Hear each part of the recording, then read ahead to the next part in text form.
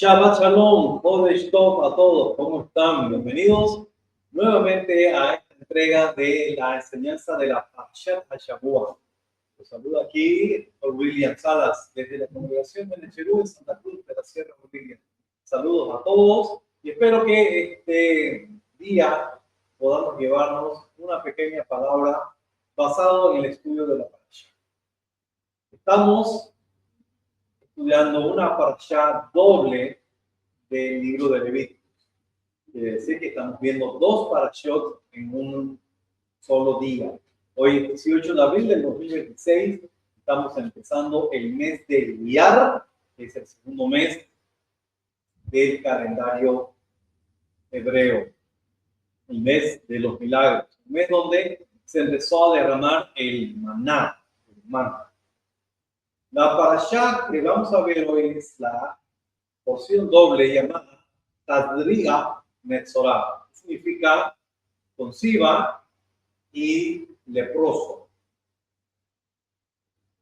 Las parashot son las 27 y 28 respectivas de la Torah, el total de 54, y son la cuarta y la quinta del Sefer Vaikra, de 10 que son, o sea, vamos ya por la mitad. Va desde el capítulo 12, en su inicio, hasta el final del capítulo 15, que es el verso 33. La siguiente ya vamos a ver también una de las más importantes, que es Aharei Mot Kedoshim. Pero esta no deja de tener también grandes cosas que podemos aprender y aplicar. Son 157 versículos.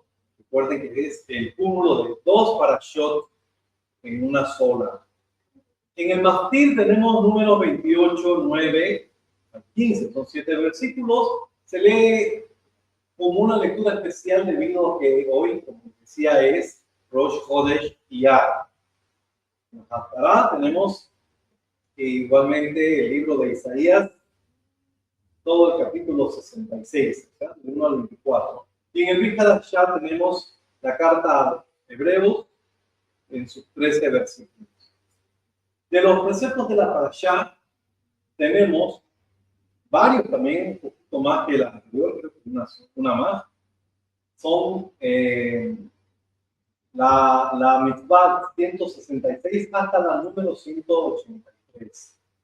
Como pueden ver, tenemos mucho acerca de los procedimientos de cómo lograr un estado de pureza ritual.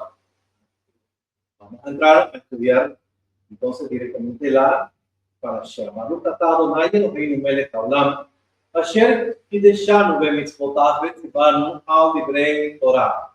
Bendito eres tú, Adonai, nuestro Dios, Rey del universo, quien nos santifica con sus mandamientos y nos ha ordenado con respecto al estudio de las palabras de la Torah.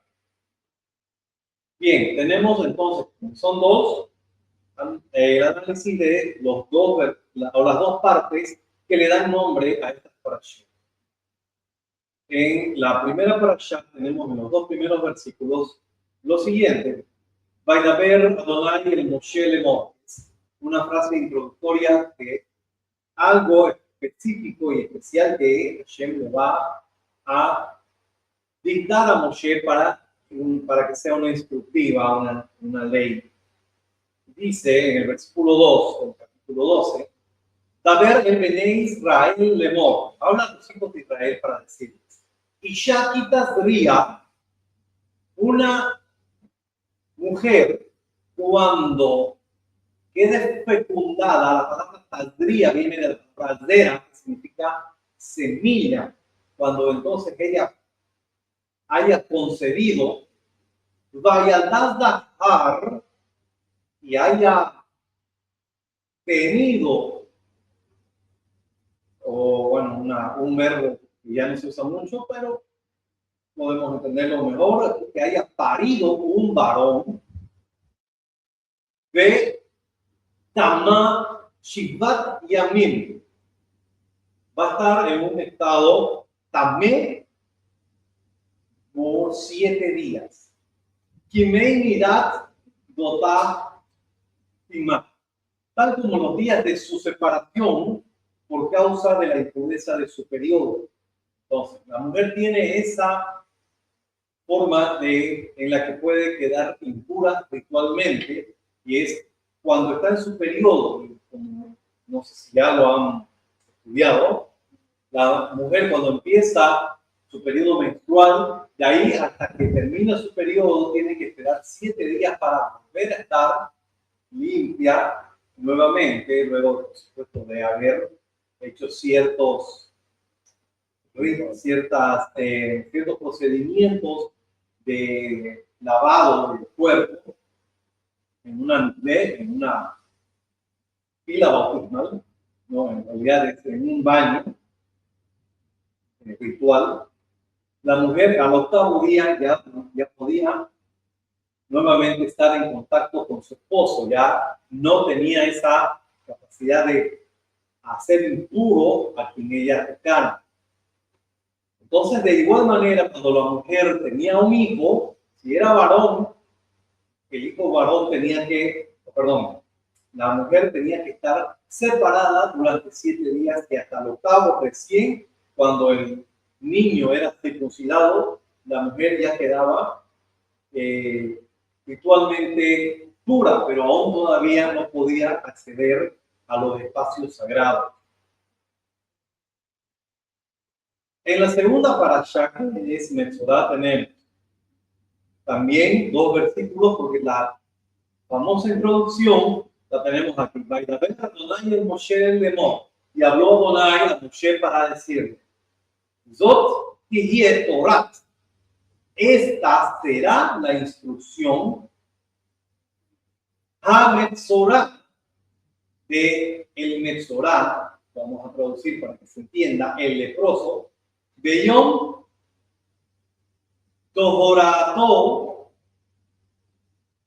de Jehová al Cohen, el día de su purificación y su presentación al sacerdote. Bien, vamos a pasar rápidamente al resumen del parashá. A ir un poquito más rápido para no ocupar mucho tiempo. La primera parashá habla acerca de varias leyes que regulan la pureza y la impureza ritual del pueblo de Israel. Especialmente la pureza, como la impureza que tiene la mujer al concebir y dar a luz a un hijo varón o a una hija mujer. Se especifica que se tiene que realizar la circuncisión al 8º día, la del varón. Se detalla el procedimiento a seguir para la purificación de la piel. Introducción del mal conocido como Tanat. Instrucción a los Kohanim de cómo tienen que proceder en caso de esta enfermedad que se llama Zarat. Cosas que tiene que hacer quien padece Zarat, el cual se denomina Metzorá, o el afligido por la Zarat. Se discute la impureza por causa de los flujos genitales masculinos y el procedimiento de su purificación. Este es el resumen de ambas partes. Como pueden ver, entonces todo tiene que ver con la pureza e impureza ritual. Con respecto a las Haftarah que leyeron hoy, en el capítulo final del libro de Isaías está enfocado en la victoria final de Dios, el juicio sobre los desobedientes y la creación de nuevos cielos y nueva tierra. Contrasta la verdadera adoración humilde con los rituales vacíos, anunciando la consolación de Jerusalén y el establecimiento definitivo del reino de Dios. La verdadera adoración versus el formalismo. Dios afirma que el cielo es su trono y la tierra el estrado de sus pies. Por lo que no habita en templos hechos por los hombres. Busca a los humildes y contritos espíritus que tiemblan ante su palabra, en lugar de aquellos que ofrecen sacrificios ritualistas sin rectitud de corazón. Juicio y restauración. Se describe el castigo de los enemigos de Dios y los que se rebelan contra él. Al mismo tiempo promete consolar a los fieles y restaurar a Jerusalén, comparando su amor con el consuelo de una madre. Nuevos cielos y nueva tierra. El capítulo cierra con una visión escatológica de la renovación completa, donde todas las naciones verán la gloria de Dios. Se advierte sobre el juicio eterno y la persistencia de los fieles de la nueva. En resumen, este capítulo final del libro de Isaías cierra la profecía profecía con un mensaje de esperanza para los humildes que confían en el Señor, advirtiendo al mismo tiempo sobre la separación definitiva entre los obedientes y los desobedientes en el juicio final. Alguna vez leí que hay un paralelismo con el libro de Isaías y toda la escritura oficial, llamémosle así, o canónica que tenemos para nuestro estudio. ¿Cuántos capítulos tiene Isaías? 66. ¿Cierto? Hay cierto paralelismo porque, bueno, las escrituras tienen ¿cuántos? Son 69.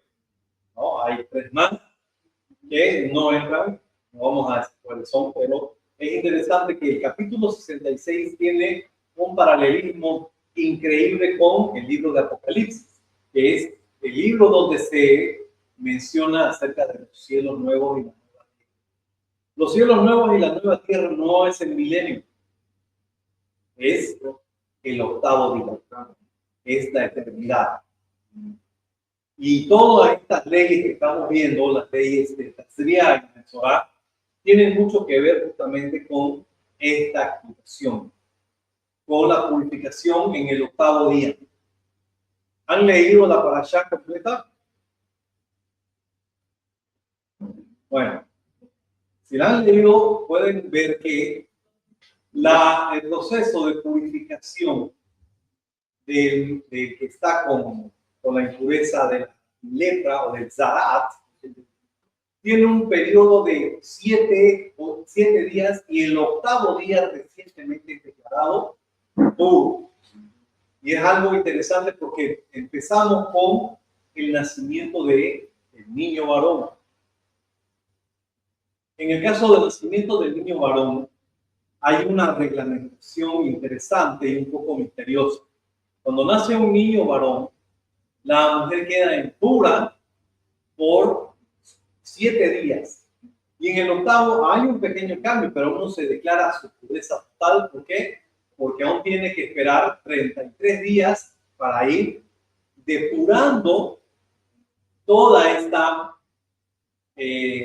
placenta, esa sangre que ha quedado dentro de ella. Todo eso tiene que ir depurándolo. Recién a los 40 días ya ella puede estar nuevamente de manera íntima con su esposo. En todo el periodo desde que nace hasta los 40 días, el esposo no puede llegarse a ella porque puede también quedar con el estado de tumá, el estado de impureza ritual. Una gran pequeña aclaración. El estado de tumá no es pecado. Quien está en estado de tumá no está en estado de pecado, pero está en un estado de separación. No puede acceder a ciertos lugares. No puede acceder a ciertos campamentos. Ustedes saben, en Israel hay varios campamentos. Y cuando se tenía la impureza más fuerte, ¿cuál era la impureza más fuerte? ¿Alguien recuerda? Tocar un muerto. Él tenía que salir automáticamente fuera del campamento mientras estaba en el proceso de purificación hasta el octavo día. Eso lo vamos a ver luego cuando veamos el capítulo, la parashá de la para adumar, la vaca roja. Pero mientras tanto estamos hablando de estos tipos de impureza a lo que el ser humano podía estar expuesto. Una breve explicación por qué esta mención del hijo varón. ¿Por qué queda la mujer impura? Esto es una reminiscencia de los orígenes de Adán Harishon. Adán Harishon, el primer Adán, pecó y por ese pecado toda la humanidad pasó a un estado de tumá. Estamos impuros. ¿Cuál es la razón? Tuvimos una relación con la muerte. La muerte, o el ángel de la muerte, llamada Amabet, es uno de los seres que mayor cantidad de impureza. Entonces, Javá, al tener contacto, al tener intimidad, al tener cercanía con el Samen, con el ángel de la muerte, ella quedó contaminada, quedó impura, y toda su simiente nació muerta.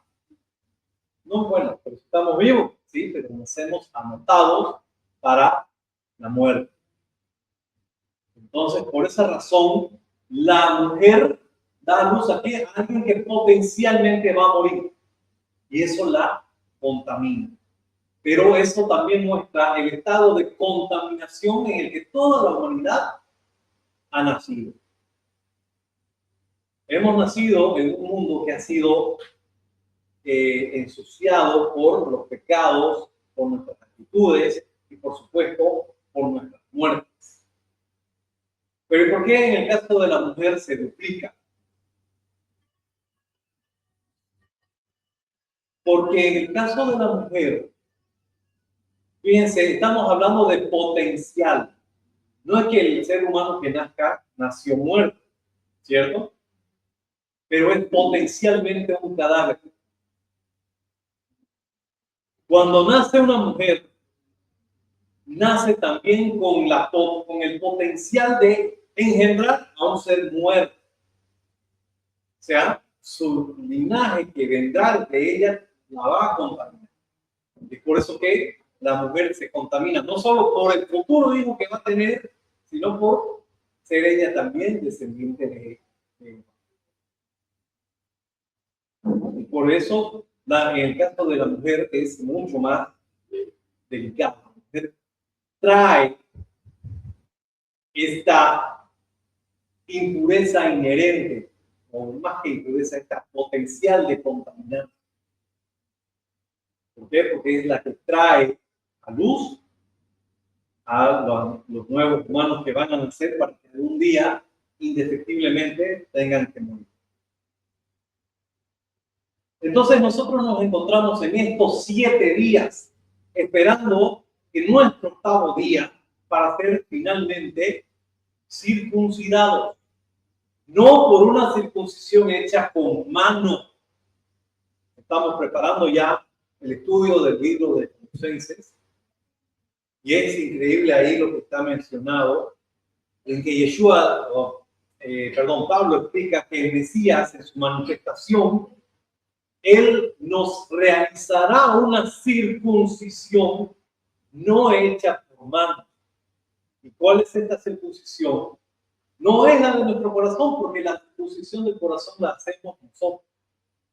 Él nos dará, quitándonos este cuerpo decadente y de humillación, y nos dará un cuerpo perfecto, semejante al que tiene Él, dándonos esa hermosa ventaja y regalo de estar 1000 años antes del octavo día.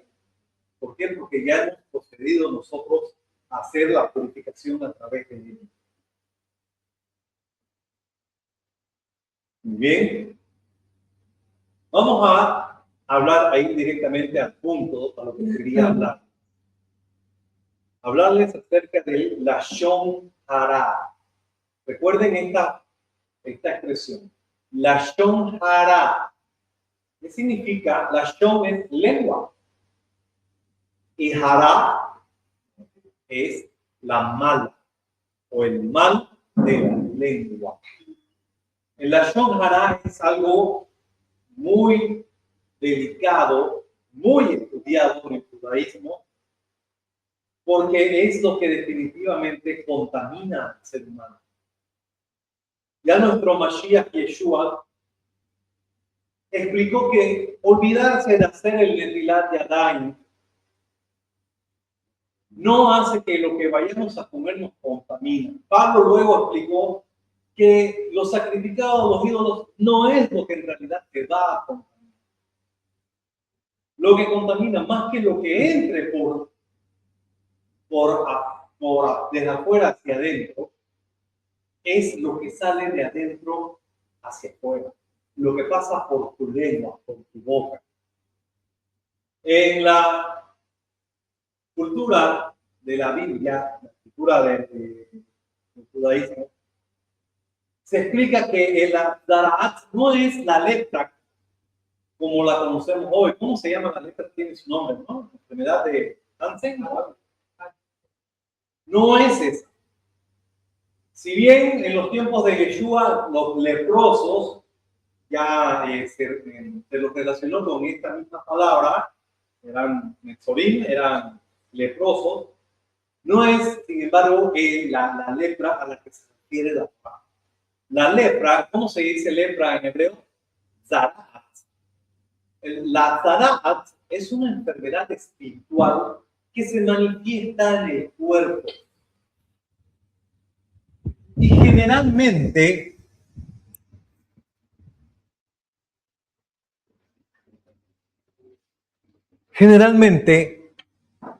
se tiene que manifestar porque muchas veces nosotros no vemos el daño que hemos causado.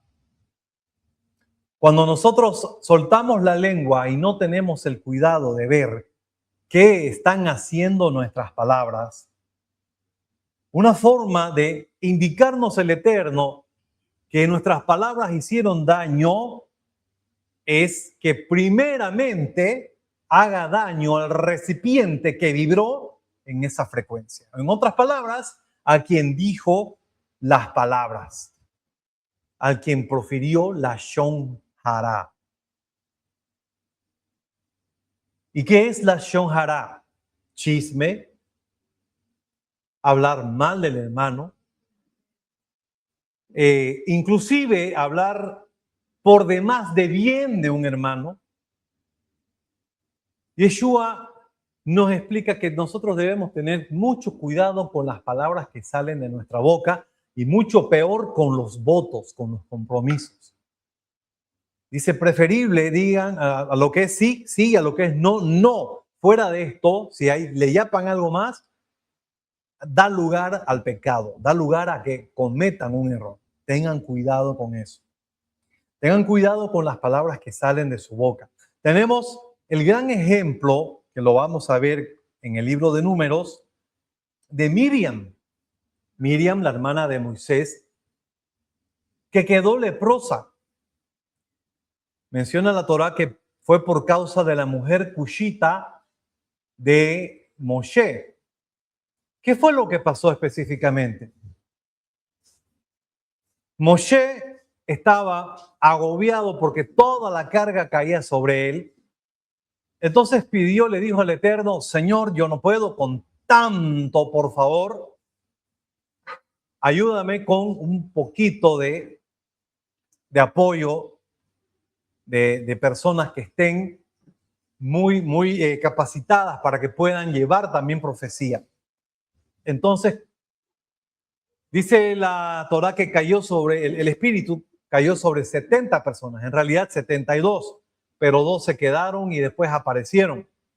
Cuando aparecieron los 70, dice que la hermana de Moshe, Miriam, se compadeció por las esposas de estas 70 personas y dijo, ay, pobre de estas esposas, les toca el destino de Tzipporá, de la esposa de Moshe, que nunca más estuvo íntimamente con él, porque Moshe ahora se dedica a las cosas del Eterno, al pueblo.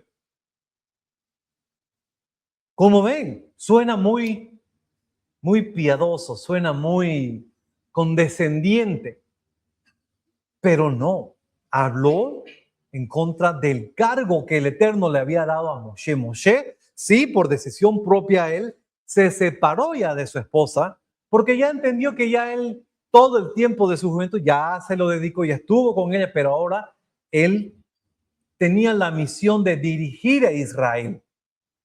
Y Miriam no era nadie para criticar esa decisión. Eso era decisión de Moshe.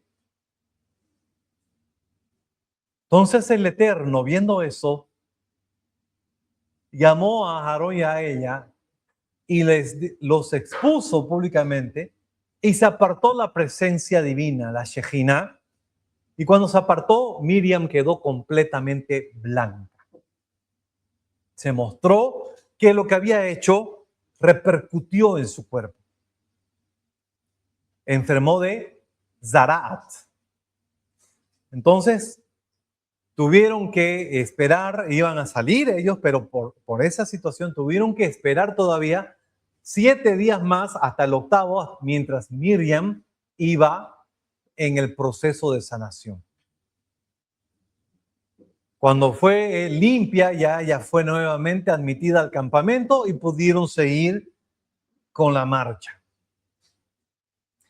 Ahí vemos en la imagen a 2 personas con un racimo grande, ¿no ven?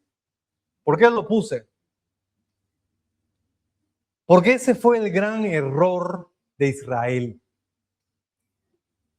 Ellos, por supuesto, no mintieron. Habían personas de gran estatura, habían personas muy violentas, muy difíciles de vencer, pero hablaron mal de la tierra.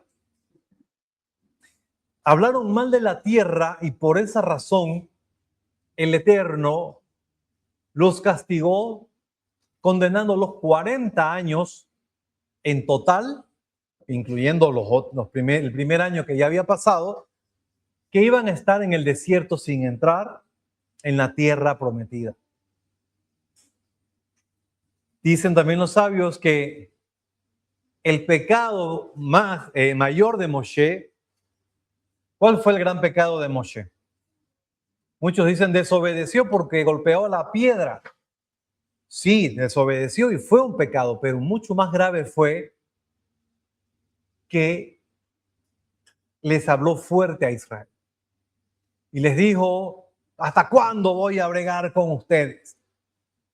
Y Moshe tenía razón. Israel estaba siendo otra vez obstinado, testarudo, rezongón, y Moshe ya no se contuvo y por esa efusividad terminó golpeando la piedra. Perdió los estribos, perdió la paciencia. Y por su lashon hara no entró a la tierra. En la parashá se nos muestra que la Tzarat se manifiesta en 3 lugares específicos, todos relacionados con un mismo aspecto. ¿Cuál es ese aspecto? Tu casa. Nosotros tenemos 3 tipos de vestimentas, 3 tipos de casas, de residencia. Una es esta, la casa en la que vivo. La segunda es la vestimenta, porque la casa en la que vivo es una forma de vestimenta, ¿no es cierto?, que me cubre de la intemperie. Esto también me cubre ¿de qué? De la vergüenza y también del frío. Pero también tenemos una última casa que es nuestro cuerpo. Por eso es que cuando están en la semana de la Shiva, ¿qué es la Shiva? Son los 7 días de luto, ¿no? Cuando se lo visita al que está del duelo, se le rasga un poco la vestimenta. ¿Por qué se le rasga? Porque se le quiere hacer entender al doliente que quien falleció solamente ha rasgado esa vestimenta externa. Este cuerpo es solamente ropa que llevamos. El verdadero yo está en otra dimensión, en otro level. Esto de acá es solamente un cuerpo que nosotros controlamos y que debemos aprender a controlar y no al revés, hacer que el cuerpo nos controle a nosotros. Pero no somos el cuerpo. Por supuesto, es nuestro, pero más que nuestro, es un encargo de Hashem. Todo es de Él. Todo le pertenece y algún día lo tenemos que devolver. Hashem ha prometido, y esto a través del Mashiach, que va a darle una estructura poderosa a este cuerpo, lo va a revestir de gloria, dice, y podemos volver a utilizar y desempeñarnos no solamente en este plano, sino trascender distintos planos. Pero no nos pasemos a ello. Volvamos a los tres vestimentas del varón. Primero, dicen los sabios, la tzaraat se manifiesta en las paredes de las casas.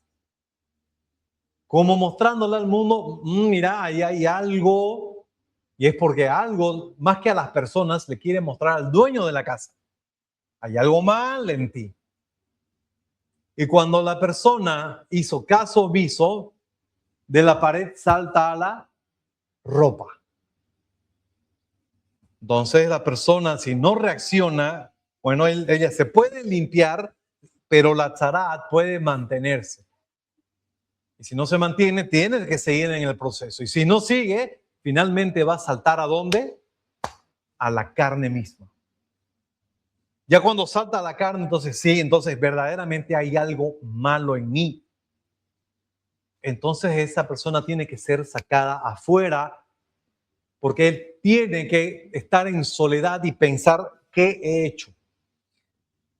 Aquí el que está mal he sido yo y tengo que enmendar. He hecho daño y ese daño se ha visto reflejado en la pared, en mi ropa y finalmente en mi cuerpo.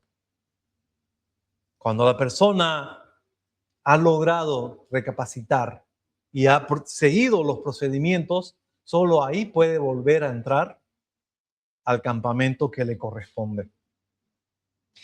Entonces, como les dije, tenemos dos estados. El estado de Tahor y el estado de Tamé. El estado de Tahor es un estado de pureza ritual y el de Tamé es su opuesto. Hay personas que confunden la Kedushá con permanecer en Tahor. No. Kedushá no es una persona que está limpia todo el rato, porque hay objetos que son santos que llegan a contaminarse, pero pueden llegar a ser limpiados. Por ejemplo, entendimos hace unas 2 parashot que la sangre que se derramaba sobre una vasija, si era metálica, habría que a fregarla con fuerza y con agua y quedaba nuevamente en estado de tahor, de pureza. Podía ser utilizada. Eso no se podía aplicar en una vasija de cerámica. Entonces se tenía que quebrar. No podía pasar a un estado de tahor. Quedaba tamé y quedaba desechada. Entonces nosotros que hemos sido llamados a ser kedoshim, santos, no significa que nunca vamos a estar en tamé. ¿Por qué? Porque la misma mujer cada mes durante 7 días está en estado de tumá. Está en estado de impureza. El varón muchas veces también, y así termina esta parashá, puede ser porque tiene una secreción involuntaria o puede ser una secreción también de enfermedad, pero eso también le produce estado de tumá, de impureza. En el caso del varón, ya yo les comentaba, uno de los beneficios de la circuncisión es que justamente en el prepucio del varón se encuentran unas glándulas que secretan esta sustancia que contamina al varón,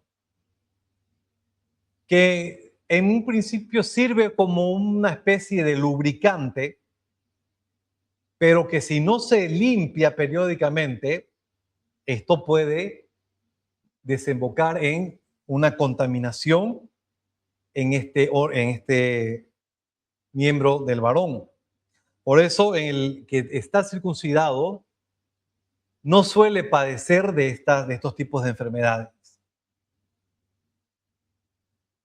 Entonces, como ven, la persona podía estar en un estado de tumá.